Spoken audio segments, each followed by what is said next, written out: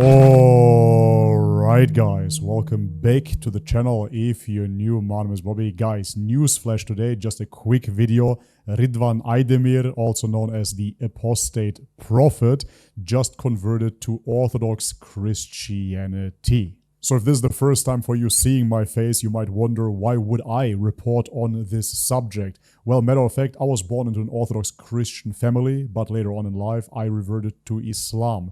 With Ridvan, on the other hand, it is the exact opposite. It is the other way around. He apparently was born into a Muslim family, grew up in an Islamic household, according to his reports, and so now later in his life, he accepted the Orthodox Christian faith. Let's read his ex-post here, and then I'm going to give you my commentary. Ridvan writes, "For 10 years, I was an atheist and agnostic." Yeah, well, that is a contradiction, of course. You're either an atheist or an agnostic. Anyways, for 2 years, I have been searching. Today, I have been accepted as the catechumen in the Orthodox Church on my way to becoming a baptized Christian. Yeah, well, I have to say I'm not surprised whatsoever. As they say, you are the average of the 5 people you spend the most time with. So for example, if you spend your time with 4 millionaires, it's highly likely that you're going to become the 5th millionaire.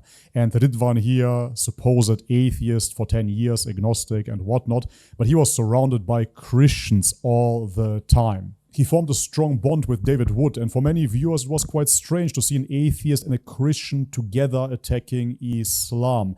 David Wood even said years ago that he will turn AP into the next Nabil Qureshi. Prepare to become the latest horseman of atheism. Prepare to become the next Nabil Qureshi. Anyways, all of that being said, as I already mentioned, I'm not surprised at all that he now turned Christian, being surrounded by Christians all the time. Well, go figure. But what is really funny here, so ironic, looking at this picture, what do you notice? Of course, I don't have to tell you, the hijab. Yes, the headscarf, of course. What is up with that, AP? This here, we must assume, is his wife. Because if you look at the picture, everybody else is censored. However, Ridvan, his supposed wife, and his children are not censored. Therefore, I'm simply going to assume that this must be his wife, and they are standing very close to each other as well. It would be very unlikely that this woman is somebody else than his wife. And matter of fact, as I said, I'm coming from an Orthodox Christian background.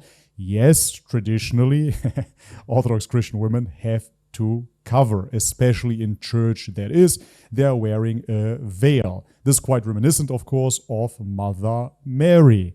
And if you look at Muslim women, what do?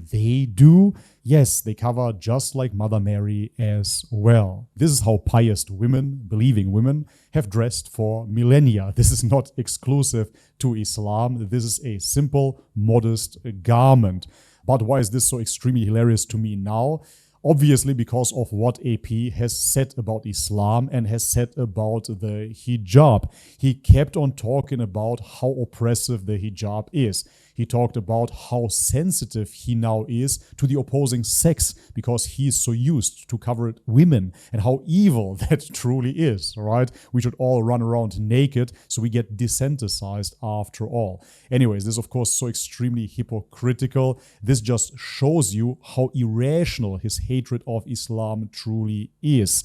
In Islam, oppression, but in Christianity, this is seen as something modest, something beautiful.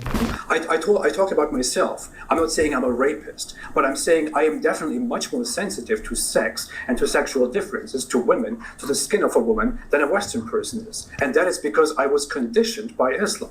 This is a very natural consequence of Islam, and everybody knows. What's wrong with that? That's, you have healthy sexuality. But what is truly fascinating to me as somebody that comes from an Orthodox Christian background is the iconography, the symbolism in the church, the stuff that you can see in the background there.